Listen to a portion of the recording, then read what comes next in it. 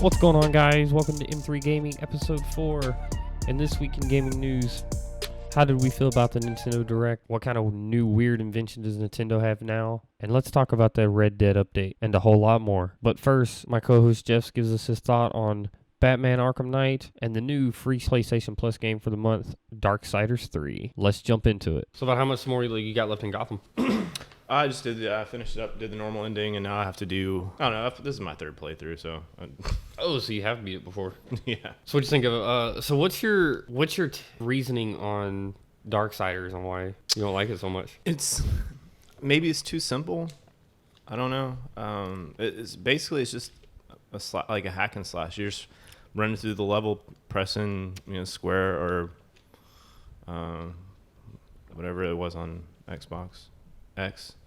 Whatever. You're just running through, just hacking and slashing the whole time. And X's are different on every console. Yeah, that's true. That was a big story too. I don't know if you heard about that one. I think so. Somebody was debating on whether it was an X or a cross. Yeah, I think is in England somewhere they were talking about. It's like, oh no, it's not X, it's cross. A cross that fell over. Sure. X. Yeah. Whatever. I don't know. That was just a big old thing. That's cool. I know I've never actually played it before. I want to play it, but I mean, as far as a free game, yeah, that's fine. Yeah, well, yeah. I wouldn't have paid full retail for that. Oh no, I mean I could just tell by looking at like the gameplay or the box art that it's just not my type of, whether it's Darksiders or Bloodborne or anything in that realm. It's nowhere close to what Bloodborne is. Like this is super arcadey. Is there any kind of story to it at all? Yeah. Well, okay, yeah, there probably is. But is it a very interesting story at all? Oh, no. I mean, I just skipped the whole thing. Oh, okay. I just kept tapping the cross just get button. the trophies and say I beat it, and I played it. Hold cross to skip, so I did. So you could probably set up some kind of device that controls the controller, and just sit there and watch it the whole time. Probably something that just presses the same button, so you're hacking and slashing the whole time, and you just got to go move. Well, no, but I mean, there is also forward motion and jumping and stuff. So no, okay. So there's a little bit of skill to it. Very little. A 7-year-old with a Switch could figure it out. So, did you watch Switch's Direct at all? No. Probably not. No. No. Tell me about it. A lot of what we already knew. Overwatch is coming to Switch. I don't know if you ever played Overwatch before. I know they were free. So Overwatch will do this like free on PlayStation for a weekend or whatever unless you play it. Bunch of gorillas and octopuses running around. PvP oh no, yeah, mode. no, I know about the characters from Overwatch. No. I just didn't know it was coming to Switch. That's it's confusing to me because Overwatch is a online PvP. Mm-hmm. So I'm pretty sure most gamers nowadays, if they own a Switch, they probably own another console as well, whether it's PlayStation or Xbox or some sort of PC. So what I don't understand is it's an online PvP, but if the Switch is out of docking mode and it's in handheld mode, unless you're connected to your Wi-Fi sitting in the house laying in your bed, that's really the only time you can play it. Like, I guess it gives you the comfort of being able to play it in, while laying in the bed. Like, I guess you can't really take it anywhere, I guess is where I'm getting at. Unless they can hook up to that 5G that we were talking about a couple weeks ago. I'm ready for it. Switch with cell service. That's what we need. Yeah, exactly. That'd be really, really cool. And unless they're doing story mode that you can play on the Switch.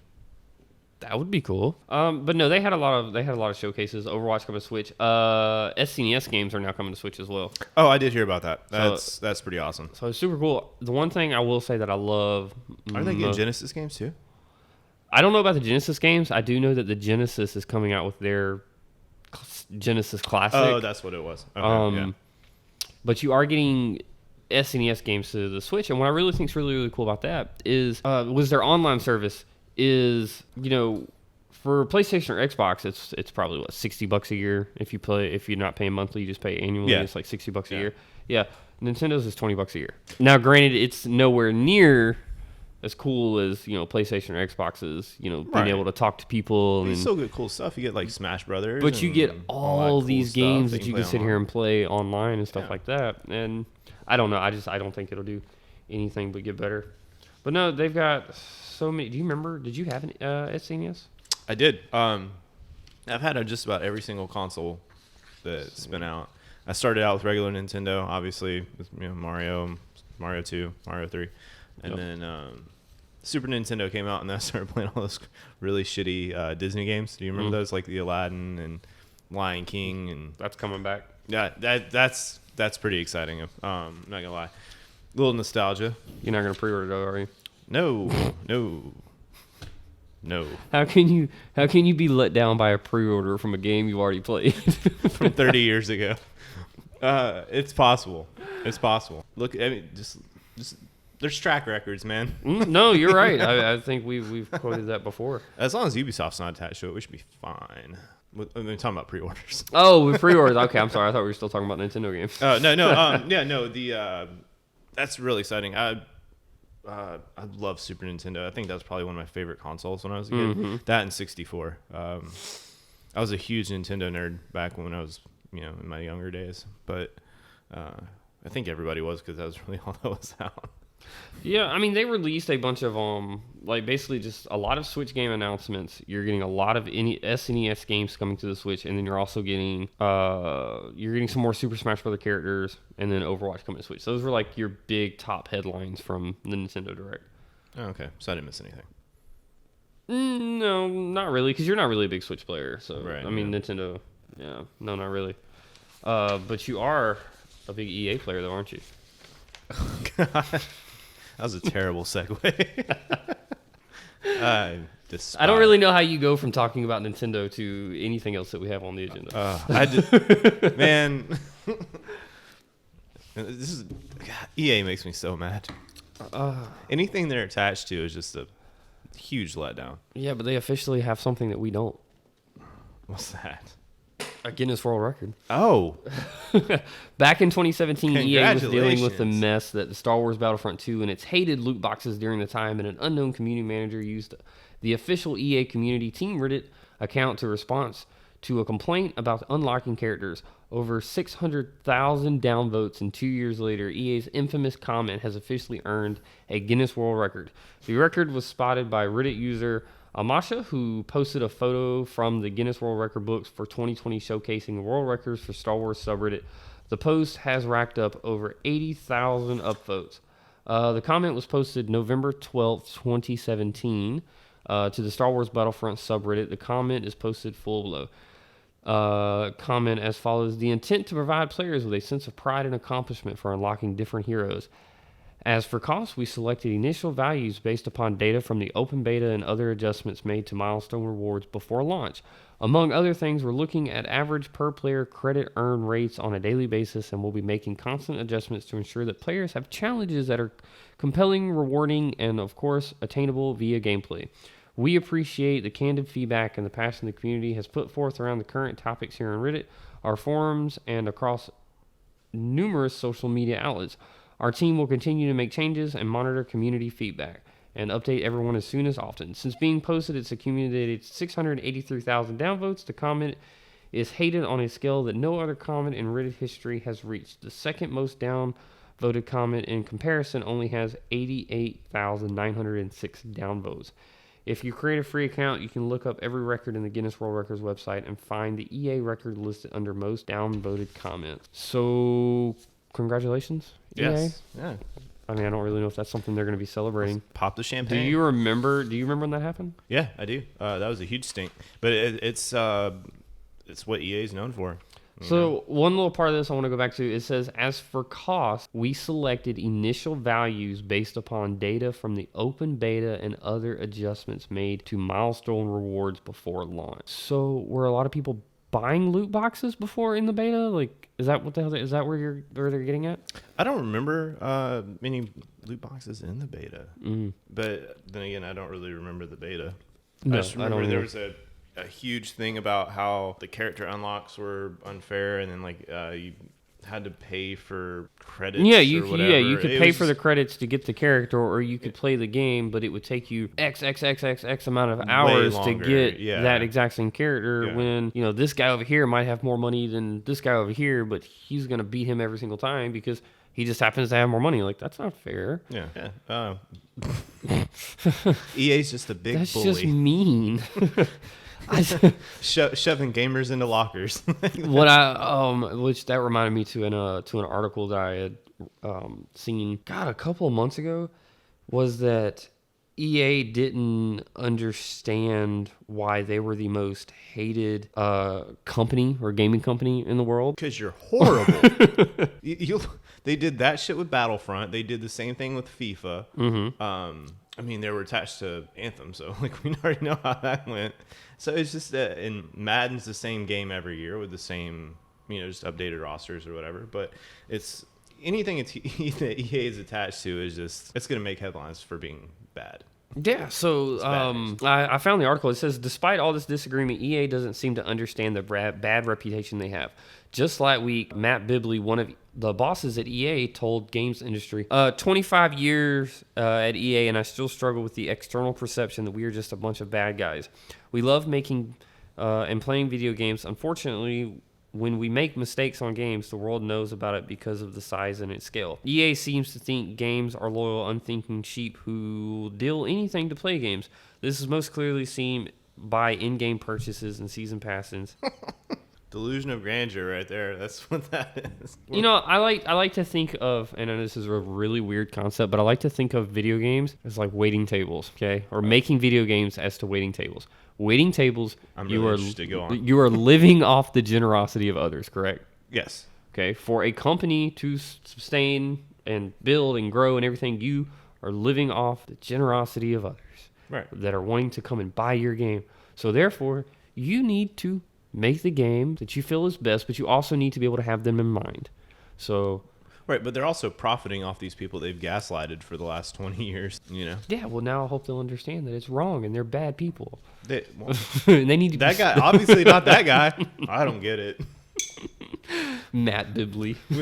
Okay, Matt. Did you have your muffin this morning, Matt? Everybody hates you. No, just the work that you do. Worst publisher ever. Are you ready for Death Stranding? Yeah. Yes, you are. And I'm going to drill this into your head until the game comes. I don't care if I have to buy the game and come over here and sit with you while you play it. I mean, that's fine. I'm just going to pee the whole time. Kojima says Death Stranding has a very easy difficulty mode for movie fans. This mode is geared towards those who are drawn in by Death Stranding's star-studded cast by Adam Bankhurst. Hideo Kojima has revealed that Death Stranding, deal, a little Best Buy tag, see that? Best Buy tag there, you can pre-order. Nice. Will have a very easy mode that is geared towards movie fans. There may be those who will play Death Stranding who may not usually play games but are drawn towards it due to its celebrity cast. Kaiser Kukin? Yeah, we'll just go with that. What's this like? It's a Twitter name. Kun. Sorry, dude. I like that one better. On Twitter, who also happens to be Hideo Kojima's personal assistant. Oh, that explains a lot. Announced that she, my bad. Oh. That she finished a test play of Death Stranding and picked very easy mode, which is for people who usually don't play game. Movie fans or RPG fans. Normal or hard is for action gamers. Kojima quoted tweeting that normally there's only an easy mode, but we added a very easy mode for movie fans since we have real actors like Norman, Mods, and Lee starred in. Even Yono Zan, who never completed the first stage of Pac-Man, was able to complete the game on very easy mode. While Kojima didn't further elaborate on what to exactly very easy mode will be, it will most likely be similar to Mass Effect's narrative mode that downplayed all the danger in the game to allow fans to just enjoy the story. Did you play Mass Effect 3's story mode or narrative mode? I mean, I think I played like normal or whatever on the first three.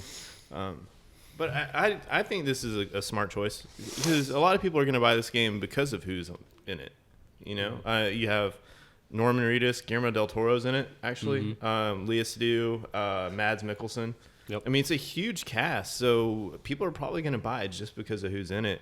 And we were talking about this earlier. Is if you're playing a game and it just gets too damn hard and you can't get past that one spot, Bloodborne. It takes you away from the whole continuity of the game. Like you lose interest, you lose track, you forget what's going on because you've spent however long trying to get past this one part, and it just disconnects you from the whole thing. So I think this is a really smart move. I think it's like when I play competitive and I just get my ass beat, handed to me 25 times by Titans. I'm just, fuck this, I don't want to play it anymore. Yeah, you're shitting pancakes by the end of it, right? Yeah, and you don't. It makes you just rage quit and not want to play. So I think this is good. I'm into it. No, I think it's really cool. I'm super excited. Like, I mean, I'm not gonna play it on narrative mode, but I think that for people who prefer the movie aspect or just think that it has an interesting story, or people who are just really into lore, I think this is way better for them instead of the action people. I mean, or even maybe maybe we can even go as far as say special needs people who can't necessarily, play games the way that we can, but are still super interested in, they're huge Walking Dead fans, so they want to see Norman Reedus, so they still want to be able to play the game. I don't know. I just think it'd be a cool little aspect. Absolutely. It's one of those things where if you're that focused on the story, you want to be able to keep watching the story. Mm-hmm. You don't want to be stuck in one. It's almost back, like back in the day when VHSs were a thing, and you're like, oh man, that's like at this one part, like it gets really wonky, and I gotta adjust the tracking on it. Mm-hmm. And you sit there and you just fuck with the TV for however long, and then now I'm back at the story. I know I've played a lot of games where the interesting story that was happening along would somehow be compromised by I'm stuck in an area for 3 or 4 hours and I can't get past it, but now I've completely forgot what the hell was going on. Yeah. I'm just like, well, damn. Yeah. So, and I feel like that's why I do a lot of multiple playthroughs on games, especially if there's a really good narrative and a really good direction that it's going, because I want to go back and pick up on story details. Mm-hmm. I love foreshadowing. I think that's that's one of my all-time favorite mm-hmm. things. And I know this isn't a comic book podcast, but Marvel does foreshadowings. Amazingly. And that's what really gets me hyped on the story is like, oh shit, like this came to fruition an hour later into the campaign or mm-hmm. 3 hours later, but they were talking about it in the first. And now if I got this one mission that I'm trying to do that I can't beat, I completely forget about that. You know what I mean? It's just a huge disconnect. And we might be bitching and people are going to say that we're not real gamers because we would prefer something, with a narrative heavy driven story that we'd rather enjoy that than the mechanics of it. I remember watching I don't remember if it was a YouTube documentary or a Netflix documentary, and the guy on the video said that he was a real gamer. That people that played like Call of Duty and Battlefield and stuff like that. Oh, he's a real gamer. They're not real gamers because he only plays 2D platformers or like the old Link's Awakening and all those old games. Right. That those games are 10 times better than what Horizon Zero Dawn or God of War will ever be. Yeah. Oh. Well, I mean that's just a testament to the evolution of video gaming. We've evolved from the times. We've evolved from an 8-bit game like Atari mm-hmm. to the PlayStation 5 with what's that new the new technology with Ray. That's a train. Ray tracing. Oh yeah. Mm-hmm. So now everything looks super realistic, hyper photorealism on everything. So it's a huge testament.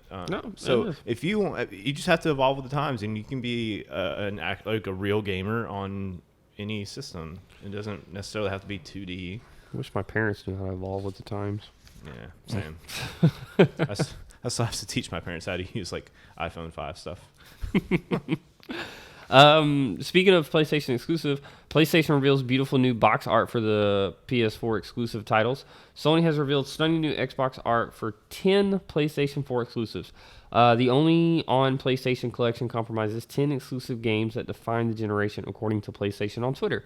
Those games are Bloodborne, God of War, Horizon Zero Dawn, Complete Edition, The Last Guardian, The Last of Us Remastered, Marvel Spider-Man, Ratchet & Clank, Shadow of the Colossus, Uncharted 4, A Thief's End, and Wipeout Omega Collection. I'm going to pause right there for a second. I didn't realize that Wipeout Omega Collection was like a big PlayStation exclusive. I didn't know it was PlayStation exclusive at all. Check out the new artwork in the gallery below from Jordan Serini on IGN. The new box art is exclusive to the UK. According to PlayStation, though, it's looking at getting some clean JPEGs of the art to allow PS4 owners and other territories to download and print covers. IGN has reached out to Sony about the potential for worldwide availability and further information on download options. 8 out of the 10 games in the collection were selected for IGN's list of the 25 best PS4 games. If you're looking for something more recent to play, be sure to check out our list of the best PS4 games of 2019 so far on IGN. Have you seen all of them? I'm actually looking at them right now. Some of them look really cool. It's not enough to make me want to actually buy a physical copy of any game. So I think that for me personally, I'm not a huge collector in all of this to the point where, okay, I need to go out and spend X amount of money, however much every single one of them is. I'm a goddamn liar because I'm going to buy that fucking Spider-Man. Okay, and see, that's exactly what I was getting at. That's what I was getting at. I'm not going to go and buy all of these, but can you pull up the Uncharted one? I can. That Ratchet and Clank one looks creepy. See, I'm a huge Uncharted fan, so I would go and probably just buy that one. Right. Just because I own every freaking thing else. Are you willing to pay another $60 for a game that you've already purchased just for box art? Did we not just have a conversation on how much I dropped for all this? I understand. But yes, I am willing to do that. Oh, okay. Whatever. That's you only live once, Jeff. That's your prerogative, I guess. Like That's right. The Wipeout one's kind of terrible, though. I'm not a huge fan of that. Bloodborne one's Bloodborne's all right. I like the color blue on it. Yeah. God of War is kind of cool. God of War, I could have done a different color background. Yeah. And Horizon Zero Dawn. That one's. I mean, that's not bad. That reminds me of like an indie film on IFC.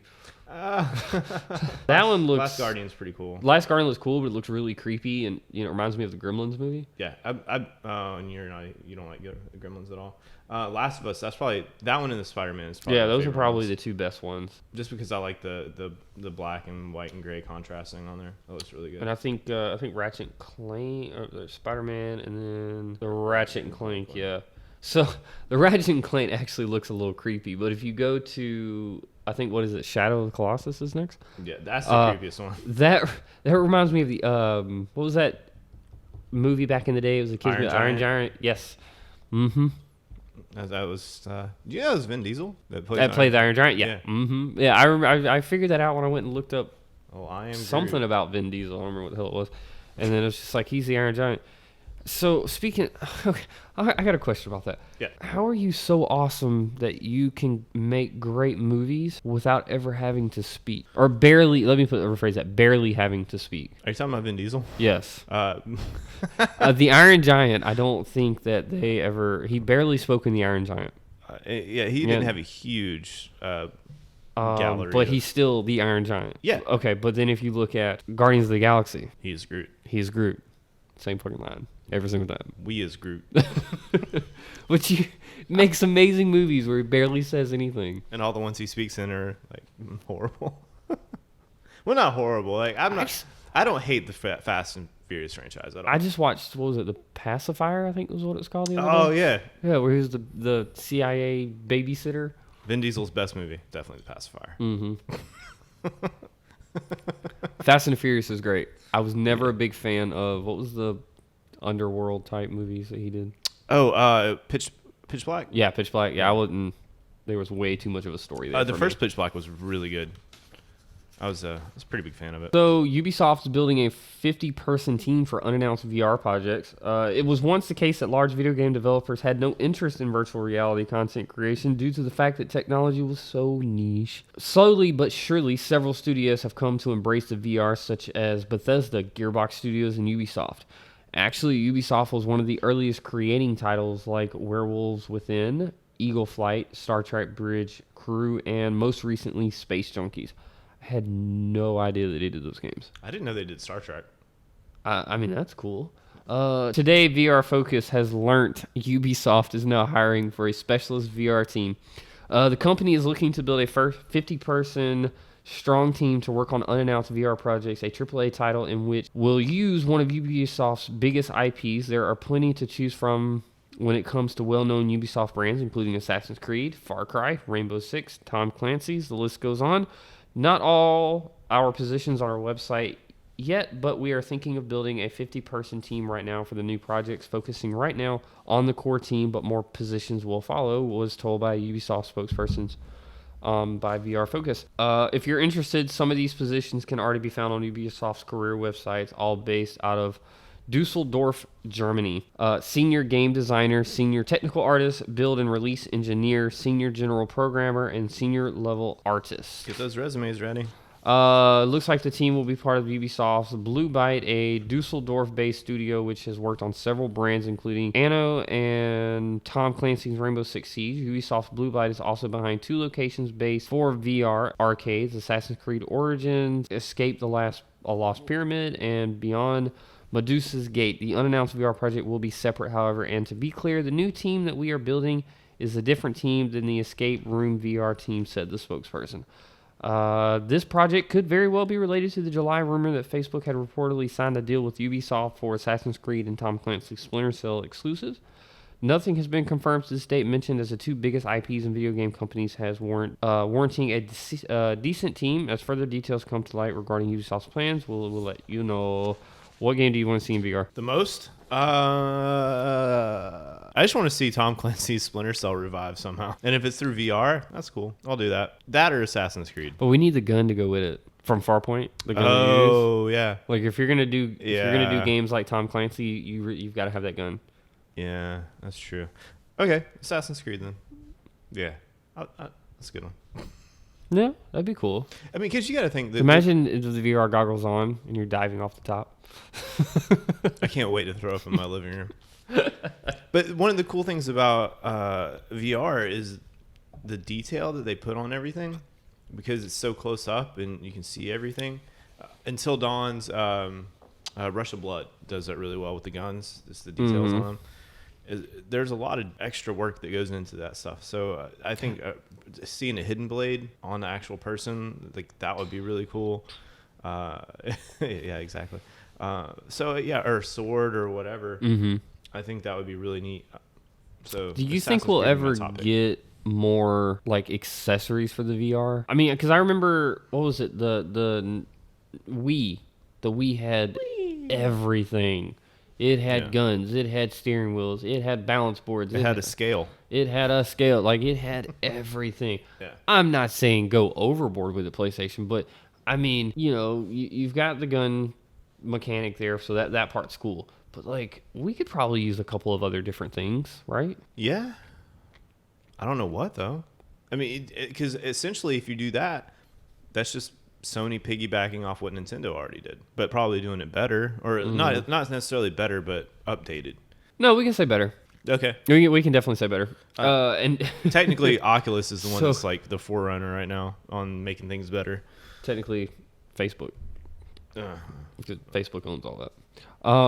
So when I say making, fuck you, Zuck. So when I say, and I'm actually about to go back to him actually. Okay. Speaking of making things better, you know why I actually use that term instead of, bringing it more updated, was because, did you ever see the movie The Social Network? Mm-hmm. So there's a line in that movie where I guess he's being grilled by the lawyers, and they ask him, did you steal their idea for this social platform? And Zuckerberg looks at the lawyer and he goes, no, I didn't steal their idea. I just took it and made it better. So maybe PlayStation can do the same. Just take their idea and do it better. That's what I want to see. I'm into it.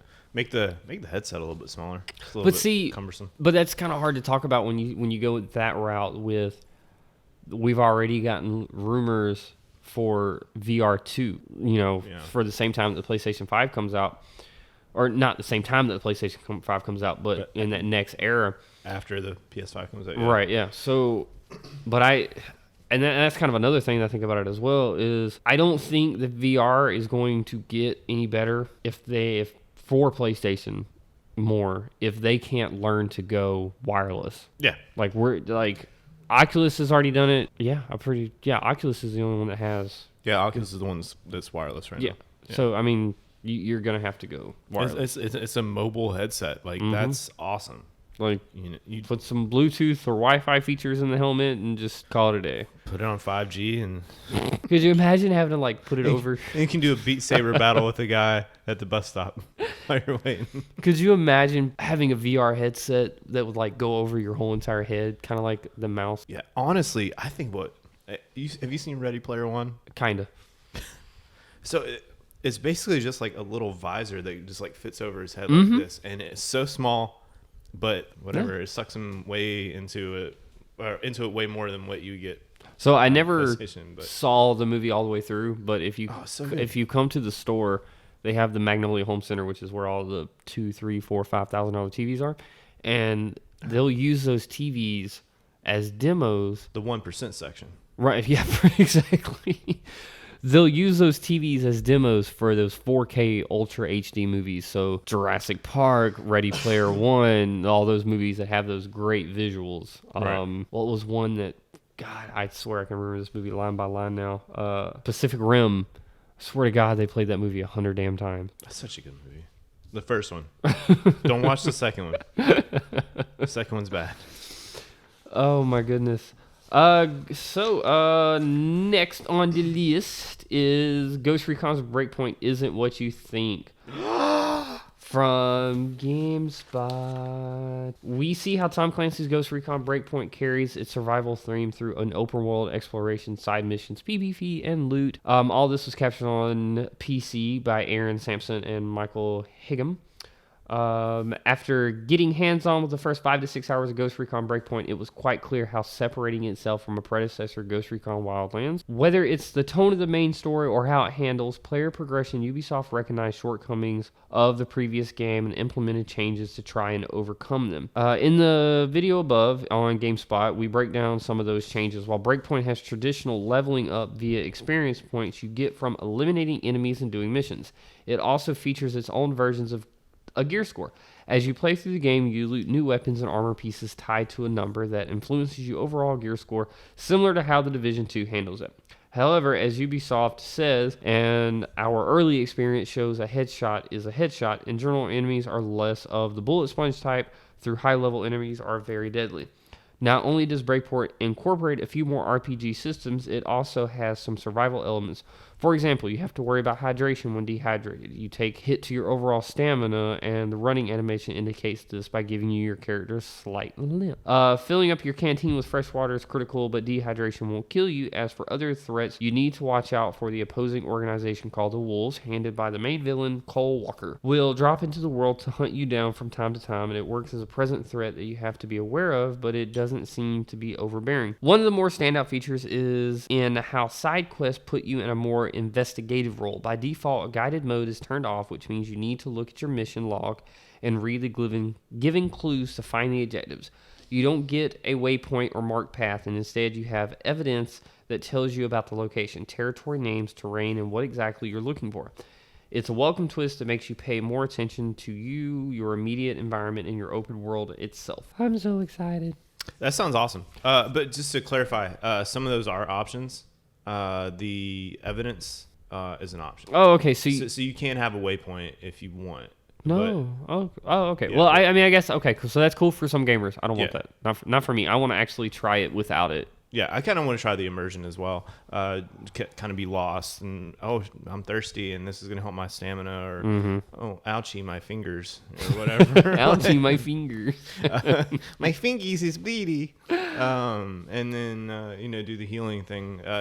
Everything about this is a great improvement. Really, really good from the last game. Yeah, I mean, do you think it's going to be a Wildlands 2.0, or do you think it's going to kind of be its own thing? I think part of it, yes, it will be Wildlands 2.0, because it's basically going to be the same concept. You're still going to have your 4 characters. You're still going to be on a mission out in a third world country. So from that aspect, yeah, it's still going to be Wildlands. But I think when you look, if you break it down, when you look at the word breakpoint, I think that breakpoint has a lot more meaning to it, which is kind of read over here with a lot more of the RPG elements. Right. So, you got what you got with Wildlands, but with Breakpoint, you get this type of game. So, it really just all depends on how you look at it. From what I've heard, review-wise, like, the story is just kind of, it's more about the after-story gameplay. It's almost going to turn into a grindy game. Mm-hmm.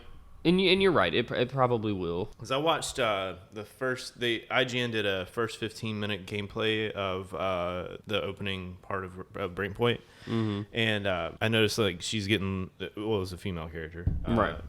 They were getting loot drops and stuff like that. So it's going to be very grindy. So like, if you're trying to find that specific pair of knee pads, or Dude, I'm telling you, this is Division with vehicles on an island. I didn't even think about if Division had vehicles. They don't have vehicles. What if they did? Yeah, but if they had vehicles, how much better would that have been? I mean, probably not, because you can barely move through the terrain with all the broken down vehicles in Division now. Yeah, that's true. That's what I'm saying. This is Division on an island with vehicles. I mean, you make the comment that the story's kind of I mean, set aside from, and this is just my opinion, set aside from maybe like one or two Assassin's Creed games, most of Ubisoft's stories are kind of Yeah, but they didn't have a huge star like John Bernthal in them either. So if you're gonna get some huge talent like that, then I would shoot for a 40-50 hour campaign. You know what I mean? Like something with a really good story to utilize as much of John Bernthal as you can. right. To me, that just makes sense. No, you're right. I guess I was playing Arkham Knight last night, and there was you got Kevin Conroy playing Batman. Mm-hmm. You've got love Kevin Conroy. And then you've got Mark Hamill playing Joker, which has been his best role. I don't care. Oh, Star Wars, Luke Skywalker. No, Joker's his best performance, hands down, of anything. Young Mark Hamill is Luke Skywalker. Old Mark Hamill is fucking the Joker. 1980. When did Return of the Jedi come out? Like 83, 84? I don't know, but go on and I'll fact check it. Anyway, in the 80s. So mid 80s further is like that's Joker. You know what I mean? Mm-hmm. Like that. Mark Hamill's voice acting is just 83. Oh damn, I was good. All right, so it's unparalleled, and they really implemented that into a 20 to 30 hour campaign, depending on how hardcore you play it. And there's also side stuff, and I feel like if you're gonna have major talent, make the story good and make it long, because make it worth that that AAA. I don't know why I say AAA, but that AAA celebrity, coming in, taking their time out of making movies and TV shows that we all enjoy and love to come and do this. Because a lot of our these MMORPG games have kind of all adopted this philosophy that we'll put them in a 10-hour campaign and then that's done, and then they can grind out in-game stuff and just get different tier loot. Like, not everybody wants that. Like, oh cool, as much as we love Destiny, as much as we play Destiny, at the same time, like a lot of that lore I would love to see in game instead of just in a Grimoire card. Oh yeah. So or in a lore book or whatever. And it's just, I hate that that's a mechanic that a lot of developers go to, is making a very short campaign and then making people just kind of grind out whatever afterwards. And I really hope that's not the case with this one, but you never know. I mean, they are talking about raids, and they're talking about other kind of activities in it. We were gonna have raids in this? Mm-hmm. Oh shit! I didn't see that. Yep, that's cool. So buckle up. Am I going to have to find people to do this with? Will there be matchmaking? I don't think it got that in depth with it. It just kind of had segmented roadmaps. But yeah, probably there's probably not going to be any matchmaking unless it's one of those like single player raid kind of deals, and like infiltrate. What was the purple Unidad? Mm-hmm. So I don't know. It's hopefully it's good. That's my thing. I just want it to be fun and good. So October 4th, 2019 is when it will be out. I want to break this down for a second. Yep. So a few more RPG systems. So survival elements. For example, you have to worry about hydrate. I kind of get. Doesn't Red Dead do that? It does it to an extent. It doesn't affect gameplay. Mm-hmm. But I mean, like, you can eat and drink but it does affect your overall stamina and stuff like that, right?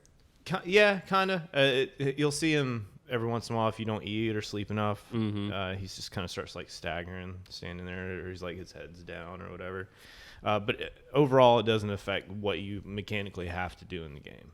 Gear scores, I think, will be fine. I mean, I'm used to it from the Division. But is it going to be as complicated as the Division is? God, I hope not. I mean, it probably will because it's Ubisoft, but I really hope not. Long story short, I'm excited for Ghost Recon, and I can't wait for it.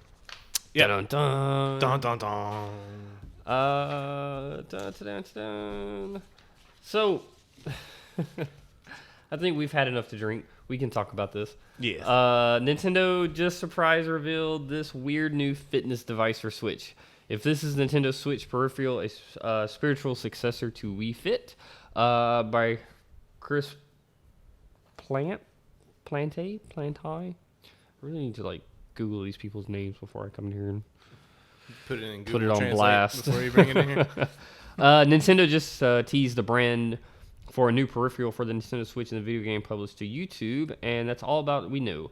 Nintendo hasn't revealed a name, a purpose, or games that might work with this new thingamajiggy. A teaser video suggests it will be used for exercising and group activities. The video cuts between groups of friends in various major cities across the world. In each setting, one player uses the device, a large ring with 2 Switch controllers strapped onto each side, to perform physical activities. They run in place, do yoga, lay on their backs, and kick their feet up in the air as friends cheer beside them. Though most sections include many people, only one person seems to play at a time. The device itself also seems to have resistance in a couple of activities. Players try to smosh the band with their hands or thighs. Nintendo has a history with exercise games and peripherals, most recently with the Wii Fit. The trailer ends with a promise that more info will be announced on September 12th. I'm not surprised. It's Nintendo. They like to come up with weird devices. So is that all? Yeah, that was honestly it. I just No, I did watch that. It's like an 11 or 12 minute video about it last night. Nobody knows what it is.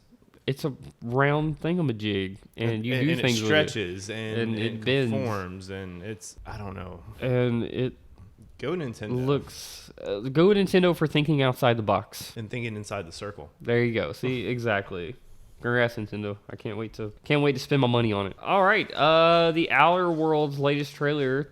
Plenty of things to kill and survive in a Obsidian sci-fi RPG from Owen S. Good. Was Owen S. Good the guy last week that I thought he made us? Was it the same guy that I thought that misspelled China? Probably. Robots can do number 2 in Outer Worlds, so you get pissing in Death Stranding, and you get number 2 in Outer Worlds. God, I'm gonna have to buy all these games, huh? If only at least there were a simulator that made that's in the video posted on Polygon at the 42-second mark, to be specific. It is what's stuck with. It's stuck with after watching the 3-minute in-check setup for Obsidian sci-fi role-playing game launching at the end of next month. The newest trailer comes to us from PAX West 2019. In context for the recruitment ad for the low to no standard Paul Scion colony, viewers are introduced into the. Why are these such big words? Invariance and gameplay opportunity within our... opportunity is a tough one. No, okay, okay. If the world of Terra 2 seems shabby and bleak, wait till you see the lightly terraformed great... See, look at that. Why do you need these words? Euphemism? What? Euphemism. Euphemism. Euphemism. Okay, sure. We're just going to go with that. That's what it is. Whatever. We're all types plus concepts such as robophobia in the remainder of its testimonial. Stepping back for a second, it all strikes me as a blend of colors of Borderlands, the architectures of BioShock, the planning and zoning ordinance of Bulletstorm, and some of the gameplay systems of Fallout. And I was, and still am, a big fan of all those games, so I mean all of that as a compliment.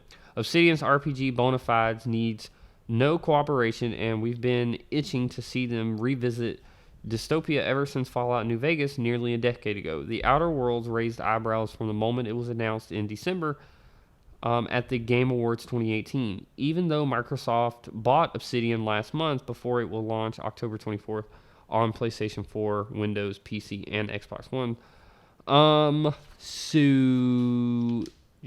It'll be on Game Pass. Oh, yeah. Because, cool. I mean, it's by Obsidian. Microsoft bought Obsidian. I'm excited. Actually, I'm super excited to play that. It does look... It's very interesting. It's a culmination of... It seems like every FPS that's had an RPG element to it of some sort. So we got to watch the trailer a little while before we started all this. And it did remind me a lot of Fallout and Borderlands. Mm-hmm. Fallout scenery, Borderlands with the people and the color and the robots. I think it'll be cool. I wish we knew more about it. I think it'll have an interesting story. I like the aspect of you are determining who you are, whether you're going to be a good guy, a bad guy, an angel, a psychopath. Like, it'll be fun. Right. Hey, take this gun. I don't need it anymore. Have a great trip. It's kind of like I'm gonna kill you. Like one of those like choose your own story kind of video games. That's really cool. I do enjoy that. It kind of what throws me off a little bit is because in the trailer it showed a few different what seemed like scenery or different planets maybe. I don't know if that's going to be what just told in story or if you travel between each planet. So if there's like a director kind of like Destiny, or if there's like interdimensional travel kind of like in Mass Effect, or if it's how that plays out. So I'm really I'm intrigued. Yeah, no, I'm intrigued to say the least. I think I don't know. I have to wait. I think we'll we didn't have, and I'm so bad at forgetting this, but we didn't have a release date for it, right? Soon. No, October 25th. Yeah, so it's right around right around the corner. Cool. Absolutely. I swear, like the whole end of my year from October 1st is just going to be taken up from Ghost Recon Breakpoint, The Outer Worlds. Might want to buy some extra controllers, buddy. Holy hell. You know, I've actually had the same controllers for 5 years now. I just thought about that just now. I've had the same controllers for 5 years. That's impressive. Because I still have because I bought multiple PS4s, but the first PS4 that I bought, which is still the original one that I had, I still have that controller. But when I just got rid of the PS4, I didn't get rid of the controller, so I still have that one black controller. And then when Drake's Uncharted came out, it came with a blue controller. So I have that controller as well. So I still... Yeah. I just I had the original controller that I bought that came with the PlayStation, and then I had a silver one, and they both crapped out on me. One had where the left joystick locked, so you couldn't run, especially like the ones where it's like press L3 to run. Yeah. And then I just upgraded to the copper controller probably about 4 or 5 months ago. Copper controller and the newer black controller with the actual light bar and the trackpad. So they've been holding out really, really well. I'm surprised. Yeah, I mean, I can't tell you how many times I've numerously dropped mine and they're still working. Yeah. Everyone's like, buy a Scuf. I was like, I'm not going to pay $225 for a Scuf controller. No. I mean, kind of want to, but like at the end of the day, I know it could be $225 that, isn't going to last that long. Yeah, no. Speaking of something I didn't think was going to last that long, Red Dead Online's next update hits September 10th and brings roles to the games. Get ready for Frontier Pursuits from Cass Marshall. The next update to Red Dead Online is set to be a hefty one, and we finally have a release date. The next Red Dead Online patch is due to arrive on September 10th, and it may be the biggest change yet to the way we currently play the game. Rockstar is adding Frontier Pursuits, the new official name for the already announced professions. Players will be able to take the role of a bounty hunter, collector, or trader. Players can swap between roles as they please. They are non-exclusive. Each Frontier Pursuit grants new items, skills, and cosmetics. While Frontier's Pursuits will undoubtedly be the star of the show, and with September 10th, there are a host of quality life upgrades across the board that round out the Red Dead Online experience. Cosmetically inclined players will be granted more custom outfit slots so they can create their own outfits and save them to equip at a moment's notice. Players will also be able to recreate their character's appearance post-creation, which is a very welcome change. So your roles are going to be Frontier Pursuits, traders, collectors, and collectors. Bounty hunters. So Frontiers, each role has its own experience bar that will fill when you complete related activities. Hunting bounties grants bounty hunter experiences, and there are similar activities for traders and collectors. Each Frontier Pursuit is capped at level 20. A player can pursue related activities to their favorite role to crank it or play naturally and eventually earn experience in all 3 roles. Bounty hunters will have to purchase a license to start working. The license costs 15 gold bars, but Twitch Prime members can get the license for free. Are you a Twitch Prime member? What? As long as I have Twitch Prime, I can get something for free? You should be a Twitch streamer. Bounty boards will post jobs near law offices, post offices, and train stations. Once a bounty hunter reaches level 12, they can begin hunting other players with a bounty of $20 or more. Traders will work together with their camp companion, Crips, to collect animal materials and start selling them for business. Players will need to spend 15 gold bars on a butcher's table. PlayStation 4 players will get a butcher's table for free. Oh, thank God. Nice. Yeah. Some of the unique trader skills and items include a stew pot, ingredient satchel, awareness, large delivery wagons, weapons lockers, a knife, all that good stuff. Collectors will be talking to Madame Nazar in order to start their journey of finding rare items around the frontier. Players who load up Grand Theft Auto Online and collect all 54 hidden playing cards can start the collector path for free. Otherwise, it will cost 15 gold bars to freaking. I'm done. I'm starting to see a pattern. The collector seems to be the least violent and most solo-friendly pursuit, as it's all about hunting down and acquiring treasures. Unique collector skills include potential, institution. That's so not the right word. Intuition. Excuse me. Sorry. Horse saddlebag upgrade, metal detector, horse lantern, and a valuable satchel upgrade. As long as I have my stew pot and my horse lantern, I'm good. Full patch notes for the Frontier Pursuits update will be released in the coming days. For now, players can start preparing for their chosen profession.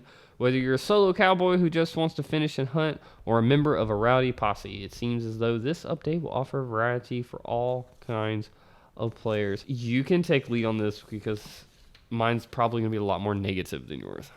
Oh, no, mine's still going to be negative. As we all know that through the course of this podcast so far, I'm a huge fan of Rockstar games, right? Yes, you are. You're a very huge fan of Rockstar. I really like how they tell their stories. I like the character designs, the narratives, everything about it, the little details that they throw in there. But their multiplayer and their online is terrible. It's so, like, a lot of people are going to come at me about this. But, okay, so the Grand Theft Auto Online, like, that one's fine. But I remember playing Red Dead Online, and it's like we're talking about before. It's so toxic because it's like whoever plays online for the most part, a majority of it, they're younger, right? Mm-hmm. Yeah. So their mentality is just like, this is gonna be funny. Thanks, Mom. And then like they'll go upstairs and they'll play this game. They'll go online and they just make everything worse. Like right. And because should they be playing Fortnite? They should be. And it's not that I'm not trying to talk shit about like younger players or whatever because I will. I mean that's fine too, but my whole thing is like don't bring a negative experience to an online player base. Right. We're all trying to accomplish the same goals. Mm-hmm. And I don't know, maybe it's Rockstar's fault for making that a thing. I mean, you can always enable passive mode, but there's some stuff that you can't do in passive mode. Right. I don't know. This isn't as much as I love Rockstar. I'm not a fan of their online community at all. But hey, this could be fun for whoever is. So if you're into it, pick it up. I don't know when it goes live, but go ahead and download it when it does. September 10th. That's Tuesday. So on Tuesday, go ahead and download the update, and you should have a good time if you're into that. I think Red Dead is for a certain type of player. I'm not that type of player. It's too lifelike. Oh, you don't like super realistic video games? No, I don't want to have to take a bath if I don't have to. Well, no, you don't have to. You have to cut your hair and grow it back out, like. But in Breakpoint, you're like, oh man, my ankle hurts, and then I gotta drink some water. I gotta feed my horse in this damn game. Like really, I gotta feed my damn horse. You don't have to. It's just to increase like stamina or whatever, but or refill it. So there's RPG elements in each game. Have you ever played like regular Red Dead? The first one? No, like. Oh, just so like not online or anything, but just. I played half the story, and then I had to go take a bath and cut my hair and feed my horse, and I was like, I'm done. This seems more like chores. This is The Sims in the Wild West. Pretty much, yeah, that's exactly what it was, and that's the feeling that I got from it, and I put it down, and I couldn't do it anymore. Well, if it gives you any sort of peace of mind, you don't have to bathe, you don't have to eat, you don't have to sleep. You can just go story to story to story, and see, that's what I want to do, because I want to finish the story. Like, because, I mean, in GTA, you don't have to do any of that. So, like, in Red Dead, like, they say, oh, yeah, do it, but you don't. They're not going to limit what you can do in the game because you didn't fucking take a bath. Because they already know in your real life, you're probably sitting there playing the game and you haven't taken a bath. That's like Watch Dogs. No, it's Days Gone. Days Gone, I think one of the only realistic like life things that you have to do in Days Gone is you have to fill your gas tank up. Yeah. Okay, cool. I'm down with that. But if I cut my hair in Red Dead, I have to wait an X amount of time before I can cut it again? Actually, no. There's a little cheat for that. So you take the hair tonic and you drink one, and then you go to sleep, right? And then you take another hair tonic, and then you go to sleep. And you just repeat, rinse and repeat, and then you look like a member of ZZ Top at the end. Yes. That's where I'm trying to go right now. ZZ Top. Yeah, there you go. You're getting there. I just had to trim mine back, so I feel very you can let it grow back out? emasculated. Yeah, it was way longer last week. I don't know if you noticed. No, not really. Cool. Mm-mm. Good friend. I look you more in the eyes and I stare at your chin. I appreciate your beard. So think about trimming mine. I just want to do that. I was thinking earlier today about doing the whole Robert Downey Jr. look. I don't know. I could see it and get you the glasses too. Oh, dude, I would pay good money for those. Real good money. Oh, no, they actually do sell them. Yeah, no, I know, but they're like. Oh, are they expensive? Yeah. Oh shit. You can't get anything Marvel related for cheap anymore. Oh hell no. Do you remember that, like, back in the day, like, Marvel was like, whatever. No. It's like they made those, like, really shitty Fantastic Four movies and, like, the first Spider-Man movies, and it's like, But then it's like, oh, hey, my name's Kevin, and I'm here to revamp this entire brand. And then he does. Yeah, no, you're right, he did. I'm so happy. With that. I think that was a good news week. That was such a better news week than it was last week. Last week was just so dry. There was just a lot more to talk about this week, which is exciting because last week, like you said, is super dry. And it's always kind of good to be able to talk about what's going on. And we just didn't have it last week. So, well, we're not going to have an episode next week. So for that case, we are going to record a special Destiny edition. Woo! So I'll make sure to get both of those loaded up at a conventional time. All right, guys, I think that about wraps it up for us today. Don't forget that like and subscribe button where we upload videos every week. Hope you enjoyed, and we'll catch you next week.